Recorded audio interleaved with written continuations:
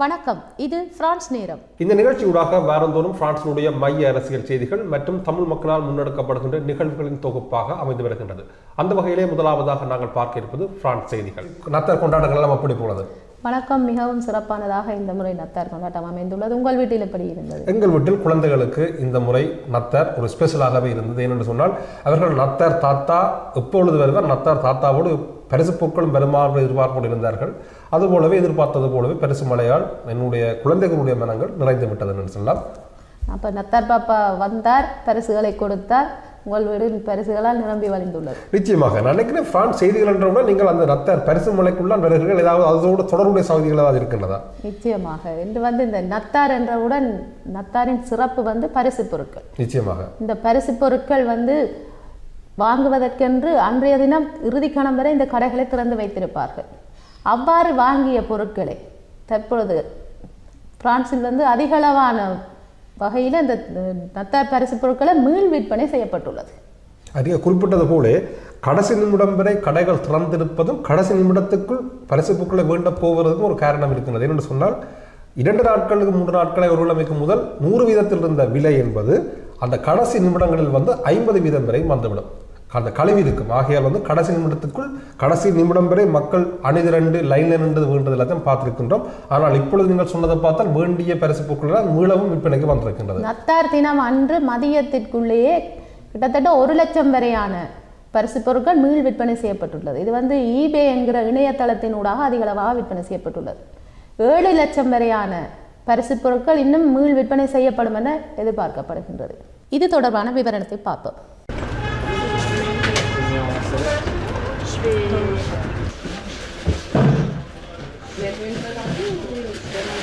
D'habitude, on appréhende énormément le 26. C'est souvent les cadeaux qui ne conviennent pas, les erreurs de montage, les produits qui ne sont pas forcément aux normes ou défectueux. Mais là, cette année, c'est super. Donc tout se passe bien. On a noté un premier pic au 25 décembre à midi de 100 000 nouvelles annonces. Aujourd'hui, selon nos prévisions, on estime à 700 000 le nombre d'annonces qui vont être publiées sur le site eBay. Et nos pronostics nous amènent à penser que sur la mi-janvier, on aura environ 3 millions de nouvelles annonces. அடுத்ததாக நாங்கள் பார்க்க இருப்பது நடைபாதை விளம்பரம் பற்றியது.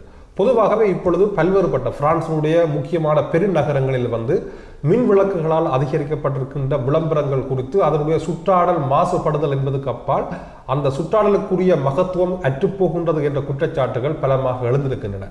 இந்த நிலையில் இப்பொழுது சுவர்களிலே இருக்கின்ற விளம்பரங்கள் போய் இப்பொழுது நாங்கள் நடந்து செல்கின்ற நடைபாதையில் விளம்பரங்கள் வர இருக்கின்றன. முக்கியமாக பெருநகரங்களாக இருக்கின்ற பிரான்சினுடைய போதோ, நோந்த், லியோன் ஆகிய பகுதிகளில் இது பரிச்சாத்தமாக அடுத்து வருகின்ற 18 மாதங்களுக்கு இந்த நடைபாதை விளம்பரங்கள் வர இருக்கின்றன. Elle est plutôt discrète, cette publicité vantant le Wi-Fi gratuit près de la bourse. Les passants la remarquent à peine et ça n'a pas vraiment l'air de les déranger. C'est pas plus moche que les couleurs là-bas. Non, ça me dérange pas. J'ai même pas remarqué. Si c'est aussi discret que cela, moi ça ne me gêne pas du tout et ça peut servir effectivement aux touristes, puisque moi je suis touriste, pour avoir une information intéressante. Utiliser les trottoirs pour faire de la pub, c'est le concept développé par une jeune start-up. Elle le présente comme écologique.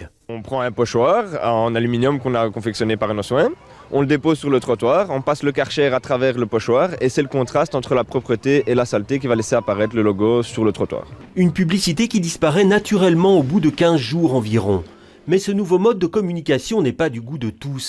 Certains craignent un nouvel envahissement de l'espace public par la pub. அதாவது நாங்கள் இப்போ விளம்பரம் என்று சொன்னால் வீதிகளில் ஓரங்களிலே தட்டிகளில் தான் விளம்பரம் இருக்கும், அல்லது லைட்கள் மின் விளக்குகளால் அலங்கரிக்கப்பட்ட அல்லது எல்சிடி வகையிலான விளம்பரங்கள்லாம் இருக்கும். ஆனால் இனி அப்படியான விளம்பரங்கள் சுற்றாடலினுடைய அந்த மகத்துவத்தை அதனுடைய அழகியலை அதிகரித்த விளம்பரங்கள் கெடுக்குதல் என்ற குற்றச்சாட்டுகள் அதிகரித்துள்ள நிலையிலே இனி விளம்பரங்களை நடைபாதையில பார்க்கலாம்.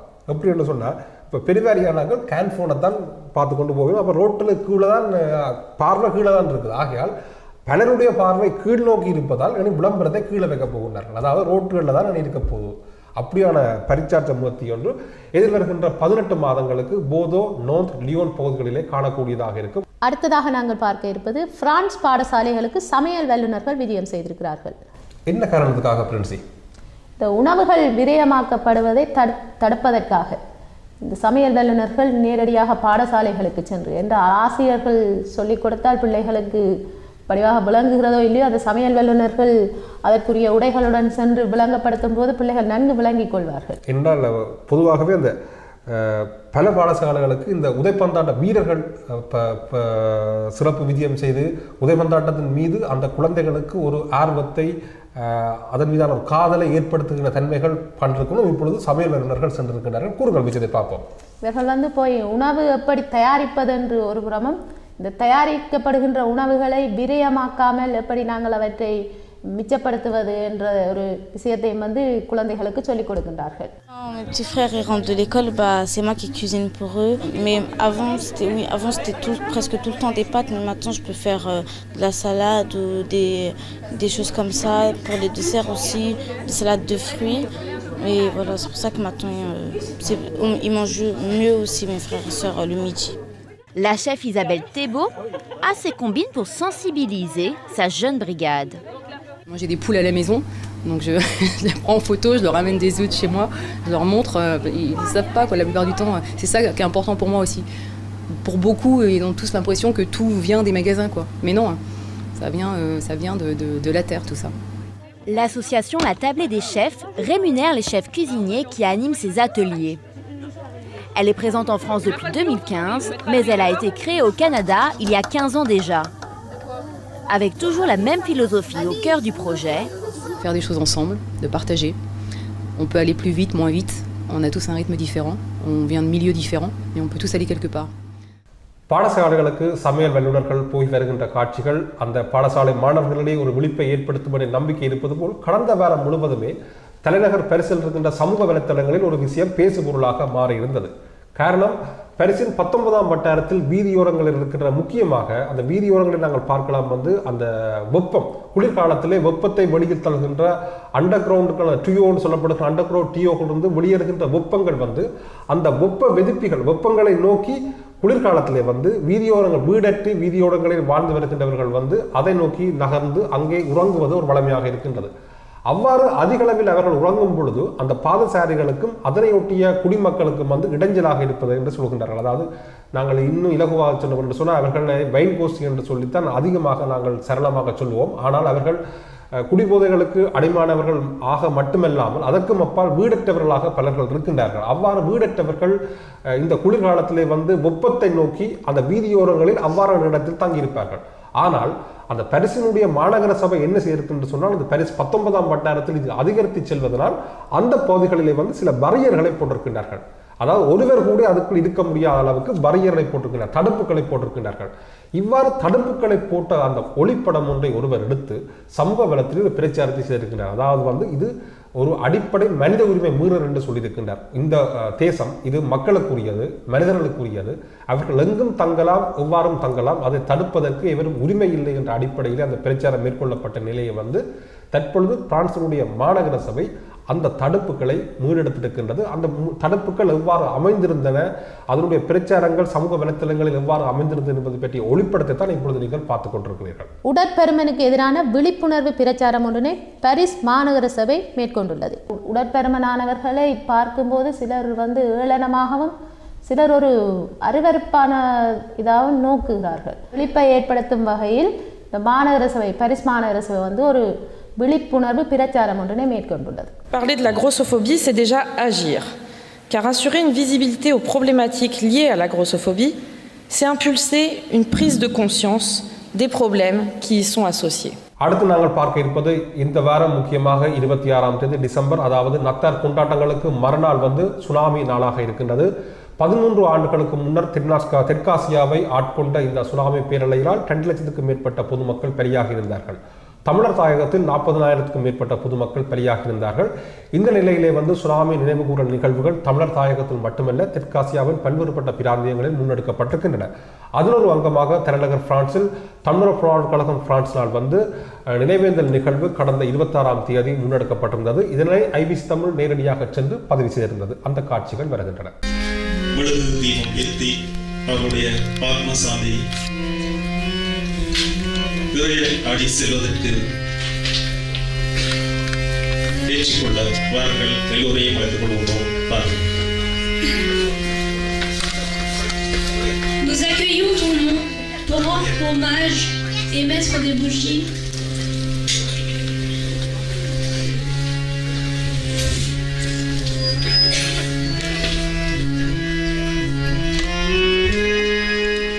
Il y a quelques années, cet événement tragique que j'ai appris, voyant ces images tristes, mon cœur s'est aigri.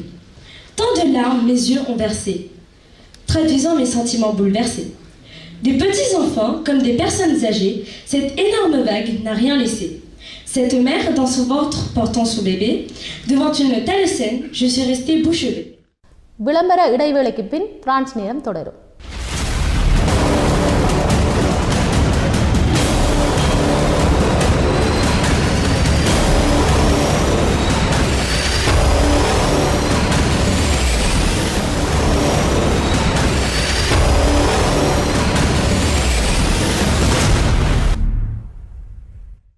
மீண்டும் பிரான்ஸ் நேரம் விளம்பர இடைவெளியின் தொடர்கின்றது.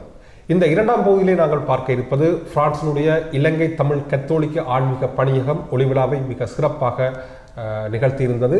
இந்த நிகழ்வுகளை நாங்கள் நேரடியாக சென்று பதிவு செய்திருந்தோம். அதனுடைய காட்சிகள் இரண்டாம் பகுதியில் விரிகின்றன. நாம் பாடலாம், நம் இயேசு பிறப்ப சொல்லி மகிழலாம். குதூகலமா நாம் பாடலாம், நம் இயேசு பிறப்ப சொல்லி மகிழலாம்.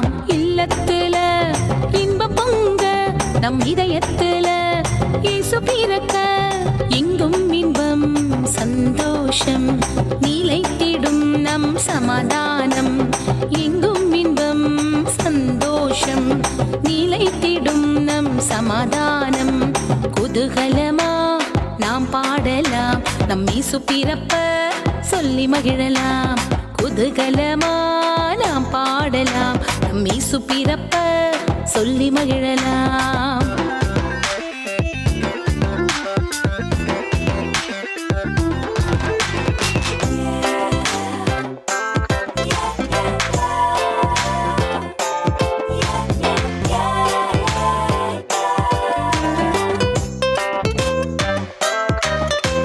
நீ தேடும் நிம்மதி, நீ தேடும் சந்தோஷம், நீ தேடும் சமாதானம் தந்திடவே.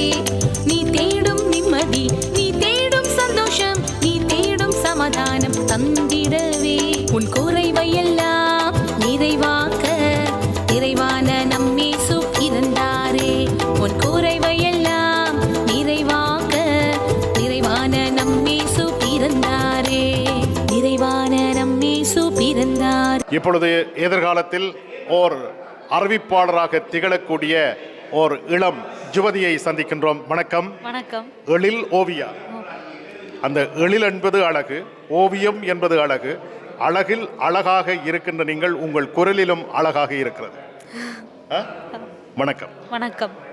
நீங்கள் கிறிஸ்துமஸ் பண்டிகை கொண்டாடுகின்றீர்களா? ஆம். யார் யாரெல்லாம் கொண்டாடுகின்றீர்கள்? இங்கே எங்களுடைய குடும்பம். குடும்பம் என்றால் யார் யார்? அம்மா, அப்பா, நாங்கள் 3 சகோதரங்கள். எல்லாரும் கொண்டாடுகின்றீர்கள். சரி, உங்களுடைய உற்றார் உறவினர் நண்பர்களுக்கெல்லாம், அதாவது உலகத்தில் எங்கெங்கோ எல்லாம் இருப்பார்கள், அவர்களுக்கெல்லாம் நீங்கள் ஐபிசி தமிழ் வழியாக கிறிஸ்துமஸ் வாழ்த்துக்களை தெரிவிக்கலாமே. இந்தியாவில் இருக்கிற எங்களோட அம்மம்மாக்கும், எங்களோட குட்டி மாமிக்கும், ஆதி மச்சானுக்கும், இலங்கையில் இருக்கிற அப்பம்மாக்கும், எங்களோட மாமா ஃபாதர் வசந்தனுக்கும், நான் படித்த பாடசாலை வெம்படி ஆசிரியர்கள், அதிபர், எனது நண்பர்கள் மற்றும் எனது சகோதரர்களின் நண்பர்கள் மற்றும் புலம்பெயர் நாடுகளில் வசிக்கிற அனைத்து தமிழ் உறவுகளுக்கும் ஐபிசி தமிழ் ஊடாக எனது கிறிஸ்துமஸ் புது வருட வாழ்த்துக்களை தெரிவித்துக் கொள்கிறேன். வணக்கம். வணக்கம். உங்களோட பெயர்? இந்த பெயர் தேவாமிர்தா. நீங்கள் கிறிஸ்துமஸ் பண்டிகை கொண்டாடுகின்றீர்களா? ஆமாம். யார் யாரோடு சேர்ந்து கொண்டாடுகின்றீர்கள்? என் குடும்பத்தோடையும் எனது உற்றார் உறவினர்களோடையும் சேர்ந்து கொண்டாடுகின்றீர்கள். சரி, உற்றார் உறவினர் நண்பர்களுக்கெல்லாம் நீங்கள் ஐபிசி தமிழ் வழியாக வாழ்த்து கூறலாமே, கூறுவீர்களா? ஸ்ரீலங்காவில் இருக்கிற எங்களோட அப்பம்மாக்கும், என் மாமாக்கும், இந்தியாவில் இருக்கிற என் அம்மம்மாக்கும், என் ஸ்கூலுக்கும், என் ஃப்ரெண்ட்ஸுக்கும், இந்த ஐபிசி தொலைக்காட்சி வழியாக கிறிஸ்மஸ் புது வருட வாழ்த்துக்களை தெரிவித்துக் கொள்கிறேன். சரி, நீங்கள் நன்றாக பாடுவீர்கள் என்பது எனக்கு தெரியும். அப்படி என்றால் ஒரு சில வரிகள் இன்றைய கிறிஸ்மஸ் நாளில். நல்ல மனது உள்ளமாந்த அமைதியோடு வாழுவார். நல்ல மனது உள்ளமாந்த அமைதியோடு வாழுவார். இதை சொல்லவானே தூதர் கூட்டம் இனிய கானம் பாடுவார். இனிய கானம் பாடுவார். இன்றைய இந்த நிகழ்வுகளை நான் நோட்டி பார்க்கிற பொழுது புலத்தில் இருக்கக்கூடிய சில விடயங்களை உங்களோடு பகிர்ந்து கொள்ள ஆசை கொள்கிறேன். நமது கிழக்காக இருக்கட்டும் அல்லது இலங்கை மண்ணாக இருக்கட்டும், இந்த போரிலே தோற்று போனதற்கு பின்பு இருக்கக்கூடிய சூழமைவுகளை நாங்கள் அலசி பார்க்கிற பொழுது அங்கு பல்வேறு விதமான தீமைகள் நிறைந்த ஒரு பக்கம் உருவாகி வந்து கொண்டிருக்கிறது. நீங்கள் அறிவது போல வாழ்வெட்டு கோஷ்டி, அதனுடைய வளர்ச்சிகள், அதன் பின்புலத்தில் இருக்கக்கூடிய ஆயுதப்படையினர், இன்று நமது குடாநாட்டிலே தாராளமாக ஏனைய பகுதிகளையும் சென்றடைந்து கொண்டிருக்கக்கூடிய போதை வஸ்து பாவனை, கடத்தல் நிகழ்வுகள், கொள்ளைகள், கொலைகள் என்று சொல்லி ஒரு பக்கம் நகர்ந்து செல்கிறது. இன்னொரு பக்கம் கடன் தொல்லையினால் பலர் கஷ்டப்படுகிற நிலைகள் வளர்ந்து வருகிறது. நாளாந்த வட்டி என்று சொல்லி அல்லது சீட்டு என்று சொல்லி பல்வேறு விதங்களிலே மக்கள் ஏமாற்றப்பட்டு கொண்டிருக்கிற ஒரு சூழல். இவற்றுக்கு அப்பால் இறைவனிலே நம்பிக்கை என்பது குறைவடைய, சடங்குகளிலே ஈடுபாடுகள் அதிகரிக்கிற ஒரு சூழமைவையும் நாங்கள் பார்க்கக்கூடியதாக இருக்கிறது. இன்னும் நன்மைகள் அதிகம் நிகழ்ந்து கொண்டிருக்கின்றதும் உண்மைதான். அதன் பின்னணியிலே நான் இந்த ஐரோப்பிய மண்ணுக்கு வருகை தருகிற பொழுது பலரோடு நான் உரையாடிய பொழுது பல விடயங்களை நான் அறிந்து உணர்ந்து கொண்டேன். இன்று விசா இல்லாமல் இருக்கக்கூடிய பல இளைஞர்கள், பல குடும்பஸ்தர்கள், குடும்பங்களை பிரிந்து வந்திருக்கக்கூடிய பல குடும்பஸ்தர்கள், பல வருடங்களாக தன்னுடைய சொந்த மண்ணுக்கு செல்ல முடியாத மக்கள், இவ்வாறு இன்னொரு பக்கம் நகர்ந்து செல்கிறது.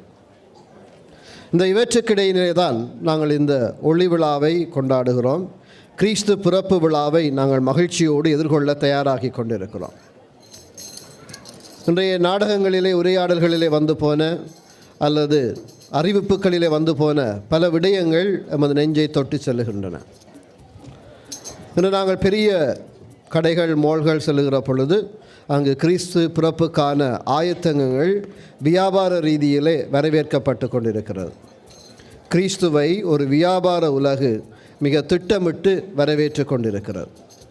நாங்கள் கிறிஸ்தவர்கள் அல்லது கத்தோலிக்கர்கள் ஆண்டவர் இயேசுவை வரவேற்ப திட்டமிடுவதற்கு முன்பு வியாபார உலகு மிக தீவிரமாக திட்டமிட்டிருக்கிறது. அண்மையிலே கஃபூர் ஒன்றுக்கு நான் சென்ற வேளையிலே என்னோடு வருகை வந்தவர் சொன்னார், ஃபாதர், இதில் இருக்கிற சாம்பெயின் இப்போ 3 யூரோ போட்டுக்கிறாங்க ஃபாதர், வார ஞாயிற்றுக்கிழமை போனால் 1 யூரோக்கு வேண்டிடலாம் ஃபாதர். நான் போய் ஒரு 5-6 சாம்பெயின் வேண்டி கொண்டு வந்து வச்சுருவேன், முடிஞ்சால் எனக்கு கூட வேண்டி கொண்டு வந்து வச்சுருவேன். இந்த கிறிஸ்மஸுக்கும் வருஷத்துக்கும் காணும். அதே போல் இன்றைய உரையாடலில் வந்தது போல் எல்லோருக்கும் கெதோ கொடுக்க வேணும், வேண்ட வேணும். இவ்வாறு பல்வேறு விடயங்கள் எங்களுடைய மனதை அடைந்து சென்று கொண்டிருக்கிறது. அல்லது கேக் அடிக்க வேண்டும், பலரை அழைக்க வேண்டும், எங்கே திருப்பலிக்கு செல்வது, யார் வைக்கிற திருப்பலிக்கு செல்வது, எங்களுக்கு பழக்கமான சுவாமி எங்கே பூசை வைக்கிறீங்க ஃபார் என்று ஃபோன் பண்ணி கேட்டு அவருடைய பூசைக்கு போயிடுவோம் என்று திட்டமிடுகிறவர்களும் இருக்க செய்கிறோம். இவ்வாறு நாங்கள் கிறிஸ்துவை வரவேற்க தயாராகிறோம் அல்லது கிறிஸ்மஸை வரவேற்க தயாராகிறோம். ஆனால் கிறிஸ்துவை நாங்கள் எவ்வளவு தூரம் வரவேற்க தயாராகி கொண்டிருக்கிறோம்? இந்த கிறிஸ்து யாராக வர இருக்கிறார் அல்ல யாராக வந்திருந்தார் என்பதைத்தான் நாங்கள் ஆழமாக சிந்திக்க வேண்டியதாக இருக்கிறது. ஆண்டவர் இயேசு எங்கள் ஒவ்வொருவருடைய பாவங்களிலிருந்து உமக்கு விடுதலை தருவதற்காக மனிதனாக பிறந்தார். அந்த பாவிகளை மீட்க வந்த அந்த கிறிஸ்துவை நானும் நீங்களும் எங்களுடைய வாழ்விலே அடைந்து கொள்வதுதான் இந்த கிறிஸ்துமஸ் காலமும் நமக்கு தருகின்ற மாபெரும் மகிழ்ச்சியூட்டுகிற செய்தியாக இருக்கு. தந்தனத்தம் என்று சொல்லியே பாட